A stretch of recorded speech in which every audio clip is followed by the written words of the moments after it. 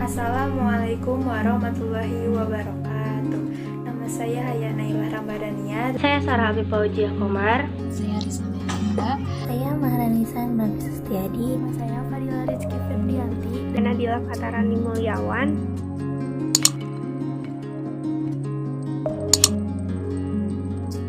Di sini saya akan memaparkan pengertian korupsi. Korupsi secara etimologi berasal dari kata korupsi yang berarti buruk, rusak, atau busuk. Secara terminologi dapat diartikan sebagai pemberian dan penerimaan suap, baik yang memberi maupun yang menerima suap, keduanya termasuk koruptor.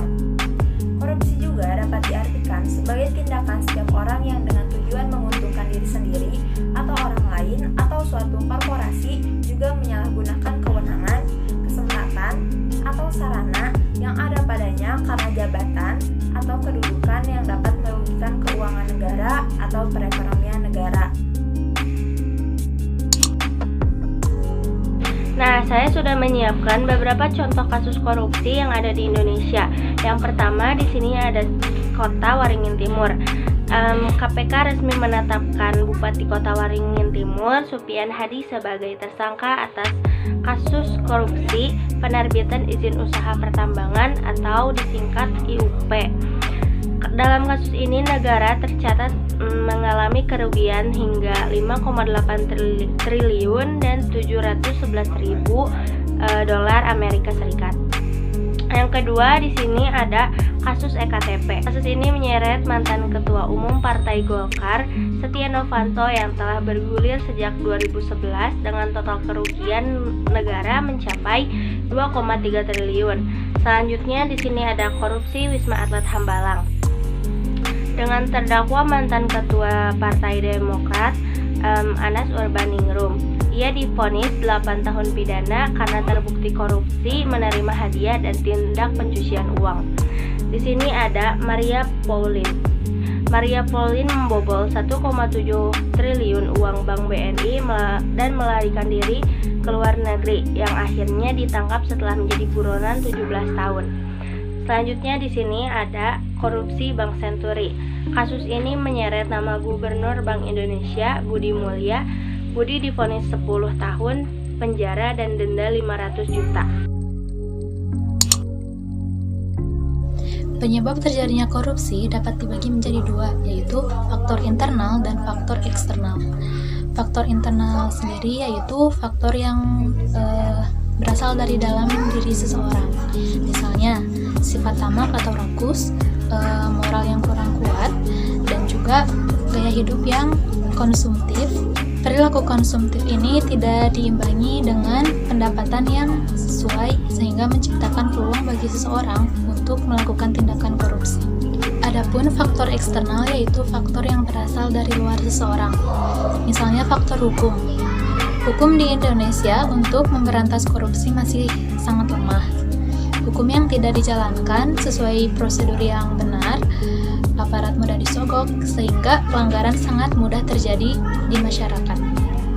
Lalu ada faktor politik, di mana monopoli kekuasaan merupakan sumber korupsi, karena tidak adanya kontrol oleh lembaga yang mewakili kepentingan masyarakat. Lalu ada faktor sosial. Korupsi merupakan budaya dari pejabat lokal dan disalahgunakan oleh orang-orang yang tidak bertanggung jawab. Menurut pendapat saya, untuk solusi dari korupsi ini yaitu memperbaiki adab dan akhlak. Karena hal itulah yang menjadi dasar sebelum orang berilmu. Karena jika seorang hanya berilmu tanpa memiliki dasar adab dan akhlak yang baik, maka kemungkinan sangat besar di masa depannya dia akan melenceng, sebagaimana para koruptor yang terjadi di negeri ini. Lalu kita bisa menerapkan hukum Islam dalam kasus pencurian, sebagaimana yang diterapkan oleh Arab Saudi. Apabila terjadi suatu kasus pencurian, maka akan diiklankan, akan diumumkan di berbagai media. Lalu tersangka akan dibawa ke tempat untuk dieksekusi. maksud dieksekusi di sini adalah dipotong tangannya. Banyak orang yang mengira bahwa mereka berpikir pemotongan tangan itu terlalu kejam, tidak manusiawi. Tapi di balik hukum ini ada banyak hikmah. Salah satunya, kalau orang mencuri, dia dihukumnya langsung potong tangan. Dan tangannya itu seperti diperlihatkan ke orang-orang. Beginilah kalau orang mencuri, beginilah hukuman bagi orang yang mencuri. Nah, otomatis orang-orang yang lain pasti akan berpikir, oh kalau aku mencuri, aku akan kehilangan tanganku. Nah, hal ini juga kalau menurut saya, hukuman bagi para pencuri, koruptor itu terlalu lembek karena terlalu mudah gitu. Bayangkan saja di negeri ini para koruptor itu hukumannya di penjara, mungkin dalam waktu lama, tapi apa Anda tahu penjaranya seperti apa?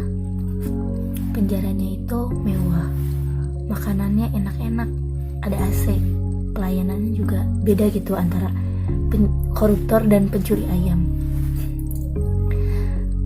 Lalu jika mereka ingin keluar gitu ya, tinggal nulis surat izin. Itu kan gak akan kapok gitu para koruptor itu. Nah, bayangin kalau misalkan ada satu orang nih si A korupsi, diumumin ke berbagai media, diceritain rinci kejadiannya, analisis gini, lalu dipotong tangannya di masjid Istiqlal misalkan, dipotong tangannya, dan itu kan pasti akan jadi berita dan orang-orang akan tahu. Nah, bayangin aja, satu orang dipotong, 1000 orang terselamatkan dari kasus korupsi. Makanya dari kasus korupsi itu mereka nggak akan nyoba-nyoba korupsi karena tahu kalau mereka korupsi maka tangannya akan hilang. Di sini saya akan menjelaskan sedikit mengenai cara mencegah terjadinya korupsi.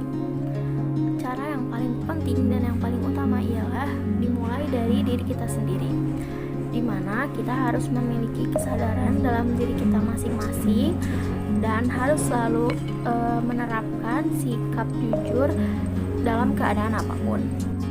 Yang dimaksud kesadaran di sini ialah kita harus sadar bahwa korupsi ini merupakan tindakan yang tidak baik dan merupakan salah satu tindakan yang sangat tidak disukai oleh Allah Subhanahu wa Ta'ala. Selain itu, korupsi juga dapat merugikan orang lain. Oleh karena itu, kita harus bisa berpikir dan bisa memilah mana yang baik dan mana yang buruk agar tidak terjadi penyimpangan dalam bertindak. Yang paling sederhana yang bisa kita lakukan ialah memiliki gaya hidup sesuai dengan kemampuan kita. Karena pada zaman sekarang banyak orang yang ingin terlihat bahwa dia berada, namun pada kenyataannya tidak begitu. Karena itu mulai dari sekarang berhenti untuk membanding-bandingkan diri dengan orang lain, karena setiap orang memiliki jalan hidupnya masing-masing dan perjuangan dalam jalan hidupnya itu berbeda-beda, jadi tidak bisa dibanding-bandingkan. Jadi bergayalah sesuai dengan kemampuan kita dan menjadi apa adanya saja. Jika kita dapat mencegah hal ini dalam diri kita sendiri, sepertinya ini akan menjadi langkah yang paling efektif untuk mencegah terjadinya korupsi. Selain itu, kita juga harus bisa menghindari sifat serakah, karena sifat serakah ini bisa memunculkan niat dalam diri kita untuk melakukan hal-hal yang mengarah kepada korupsi. Lagi cara dari diri kita untuk menghindari tindakan korupsi tersebut. Sekarang, adapun cara yang berasal dari faktor luar, misalnya seperti pemerintah memberikan pendidikan tentang korupsi kepada masyarakat sedini mungkin, agar masyarakat juga bisa lebih mengerti dan memahami apa sih korupsi itu, dan masyarakat juga bisa menghindarinya.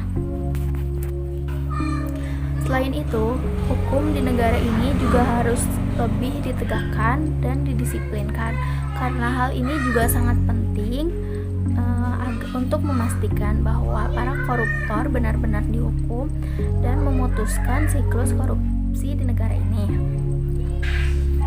Jangan sampai pihak hukum dan pihak keamanannya masih bisa disuap dan disogok sehingga para koruptor tidak jera dan terus-menerus melakukan korupsi di negara ini.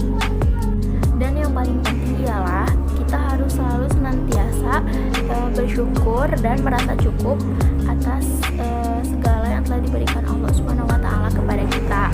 Dan kita juga harus selalu mengingat Allah SWT bahwa beliaulah yang telah memberikan kita semua nikmat dan rezeki yang tidak mungkin tertukar dengan orang lain. Dan kita juga harus ingat bahwa semua kekayaan yang di dunia ini hanya titipan dari Allah SWT. Oleh karena itu, jangan sampai kita mengecewakannya dengan melakukan perilaku yang tidak disukainya, karena sesungguhnya Allah melihat dan mengetahui semua yang kita lakukan. Selanjutnya adalah materi yang saya sampaikan, yaitu dalil-dalil yang berkaitan dengan materi korupsi. Yang pertama ada dalil dari surat Al-Baqarah ayat 188 yang berbunyi, A'udzubillahi minasyaitonirrajim. Wala ta'kulu amwalakum bainakum bil batili wa tudlu biha ilal hukami li ta'kulu fariqam min amwalin nasi bil ismi wa antum ta'lamun, yang artinya, dan janganlah kamu makan harta di antara kamu dengan jalan yang batil, dan janganlah kamu menyuap dengan harta itu kepada para hakim, dengan maksud agar kamu dapat memakan sebagian harta orang lain itu dengan jalan dosa, padahal kamu mengetahui. Maksud dari ayat ini adalah, jika kita tahu kita bersalah, kita tidak boleh menyogok seseorang atau memberikan sebuah suapan yang berupa uang ataupun yang lain-lain kepada orang lain agar orang lain itu menyatakan tidak bersalah. Padahal kita mengetahui apa yang kita lakukan itu salah di mata orang lain dan di mata hukum. Selanjutnya saya akan membacakan dalil dari surat An-Nisa ayat 88. Famalakum fil munafiqina fi'ataini wallahu arasakum bima kasabu.